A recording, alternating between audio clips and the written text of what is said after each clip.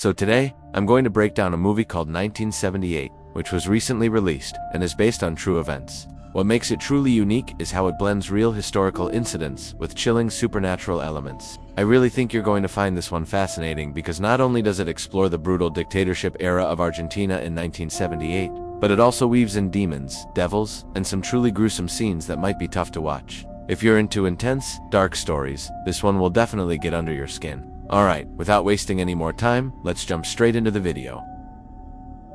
We begin in Argentina, during a time when the country was under a ruthless military regime. It was the dictatorship era, and the government was growing desperate to hide the truth from the world. Human rights violations were piling up, people were disappearing, protests were being silenced. Yet the world saw none of that, because the 1978 FIFA World Cup was here, and the regime planned to use it as the perfect distraction. The message was clear: Argentina is united, peaceful, harmonious, but behind the scenes, torture chambers, abductions, and secret operations were in full swing. People were being kidnapped in broad daylight and taken to hidden facilities. What was happening wasn't just illegal, it was monstrous. And deep inside one of those facilities, the real story begins. A secret military unit, brutal, unrelenting, and operating above the law, is introduced. Their job: find and erase anyone seen as a threat to the regime. Leading the squad is Moro, a cold and calculating figure. Alongside him are Carcio and Bavaria, equally ruthless. Then there's Miguel, a quieter presence. He's part of the team, but something about him feels different. They've captured a man, he's tied up, bloodied, silent. While the squad casually plays poker, watching football on TV, the man remains, bound in the shadows, a prisoner whose fate has already been sealed. Suddenly, frustration erupts. Moro, annoyed at losing a hand, unleashes his rage on the man. He calls him a traitor, an enemy of the state. No questions, no trial, just punishment. It becomes clear, this isn't about justice, it's about power, fear, control. They're victims, not criminals, not murderers, just people with ideas the regime didn't like. Journalists, students, activists, and one by one, they were being silenced. But the squad had no idea that this particular man wasn't like the others, because something about him, something unseen, was waiting, and what happens next would haunt them forever. But that wasn't the whole story. The squad thought they were in control, but something far beyond politics was creeping in.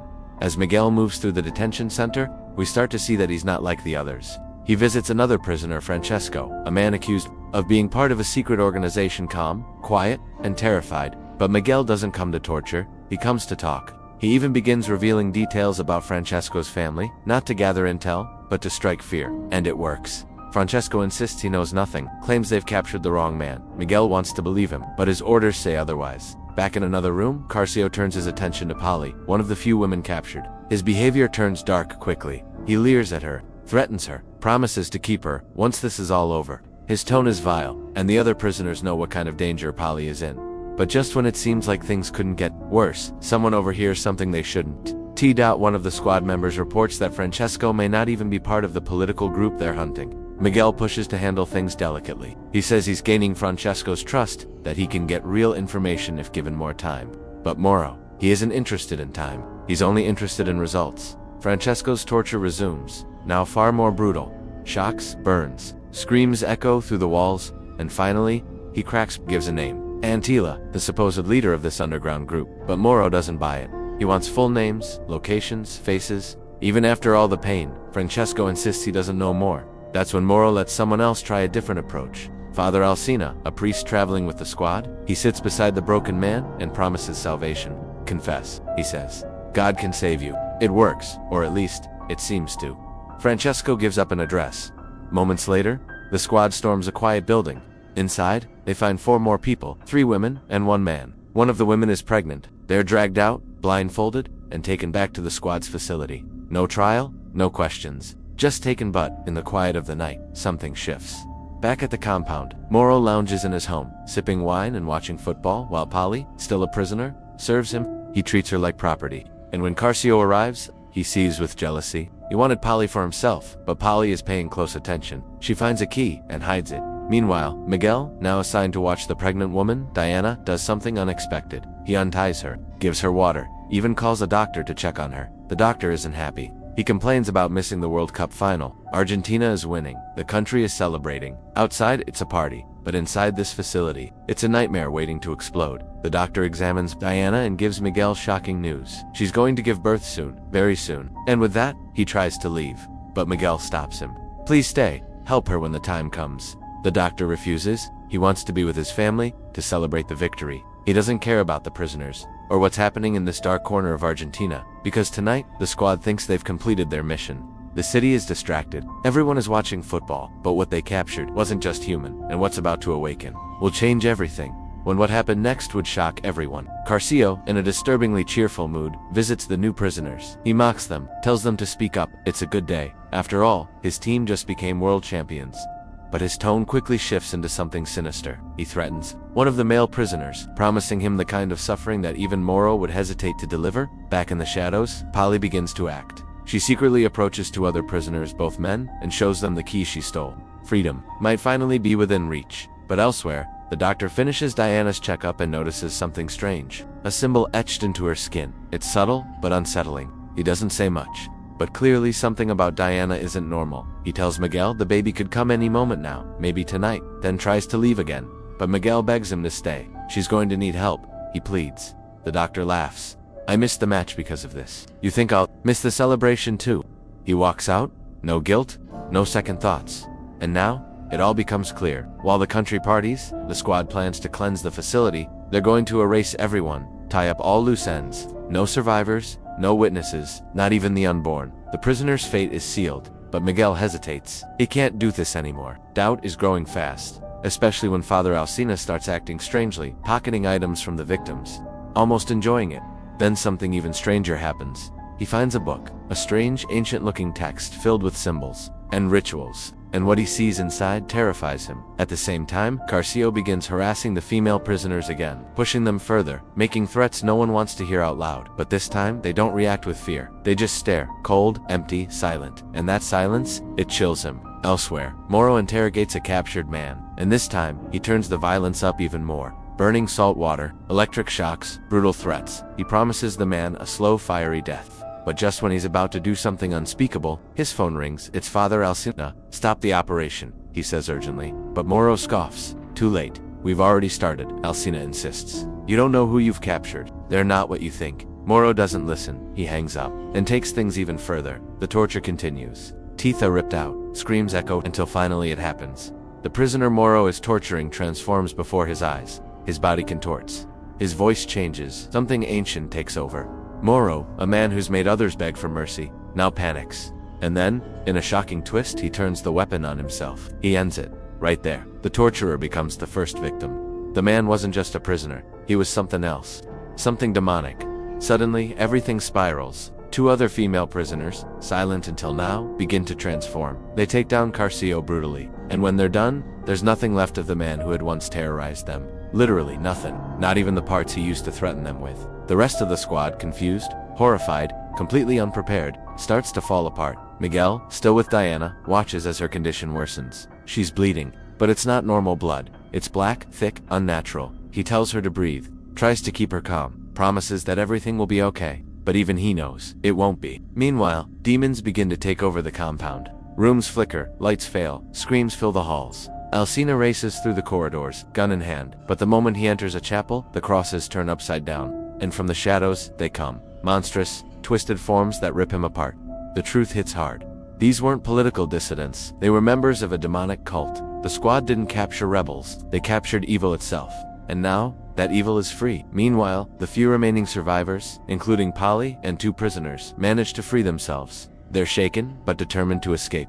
What they don't realize is that the demons are everywhere now. And they're not just killing, they're feeding. As Polly leads the others through the corridors, they stumble upon a nightmare. Moro's body being devoured by a demonic figure. The smell of burning flesh. The sound of crunching bone. It's not just terrifying, it's otherworldly.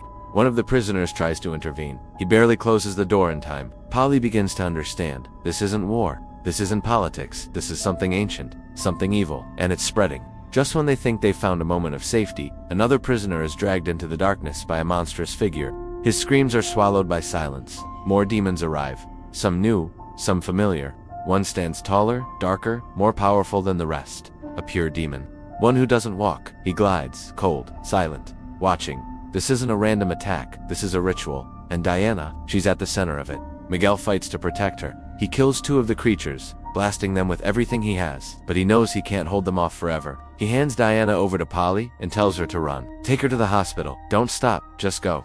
Then, he turns and faces what's coming, but it's too late. They're already surrounded. Elsewhere, Father Alcina is gone. The doctor who once refused to help, torn apart, the entire squad, wiped out, one by one. Now, inside the main chamber, the cult's leader finally appears. The man who was first tortured, the one who sparked all of this. He was never a victim, he was the key. The bridge between our world and theirs. He gathers the remaining cult members. Women who had once been prisoners. They were never innocent. They were loyal, and they were ready. He calls two of them forward, the same ones who had destroyed Carcio with silent obedience. They step forward. He slits their throats. The blood is collected in a glass and handed to Polly. And shockingly, she drinks it, because Polly wasn't just a victim either. She was the vessel, the gateway. Suddenly, she begins to shake, her eyes roll back, her body locks up, and from deep inside her, something begins to emerge. A shadow, a shape, a growl. A demon is being born. Through her. All around, cult members chant. But Miguel doesn't give up. In one last desperate move, he attacks the demon, wounds it, and in the chaos, grabs the child. Diana, in her final moments, whispers, "Take care of him. He's our future." Then she goes limp. Not dead. Not alive. Just something else. Miguel runs, the newborn in his arms. One final prisoner runs beside him. The walls shake. Demons close in. The final hallway appears. One of them stops. "I'll hold them off," he says. "You get the child out." Miguel hesitates, but there's no time. He escapes. The man, he sacrifices himself. Miguel reaches a car, drives into the night. He's breathing hard, hands shaking, baby crying in the back seat. It's over, for now, but at the next red light, something chills him to his core. He looks into the mirror, and feels something off, like he's not alone. And in that moment, across town, Diana opens her eyes. She's alive, and she's smiling, not with joy, but with victory. Because Miguel was never meant to escape, he was chosen, and the demon child is now in his hands. The child cries in the back seat. Miguel drives through the empty streets, blood still on his hands, his mind clouded. He saved the baby, but something feels wrong. He looks into the rearview mirror, still crying, still innocent, or at least it looks that way. But deep inside, Miguel knows that wasn't just a child. The screen fades to black. This movie might be fiction, but what it's built on was horrifyingly real. Back in 1978, Argentina was under a brutal military dictatorship, a regime that didn't just control the country, it erased people from it. Students, teachers, journalists, even teenagers, snatched from their homes, never to be seen again. They were labeled as political threats. They were tortured, they were silenced. These victims came to be known as the disappeared. No records, no funerals, just silence. While the world watched football, just a few kilometers away, people were screaming inside secret detention centers. It was called the Dirty War. But for those who lived through it, there was nothing dirty about it. It was pure terror. And this is what makes 1978 more than a horror film. It's a mirror, a metaphor. The military in the film aren't just men with guns, they're monsters in uniform. The demons aren't just supernatural. They're the evil that already existed in real life. By the time the film ends, you realize something disturbing. The real horror wasn't the cult. It wasn't the demon child. It was the government. The ones who hid behind flags and parades, while committing atrocities in the shadows. Was it hope or horror? That's the genius of this film. To some viewers, it's a warning. That evil, once born, doesn't go away. It waits. To others, it's a trick. Diana's final lie? Feeding a demon into the world disguised as a baby. And Miguel? He was the last decent man in a system built on cruelty. He didn't want to torture, he didn't want to kill. But by the time he tried to do the right thing, it was already too late.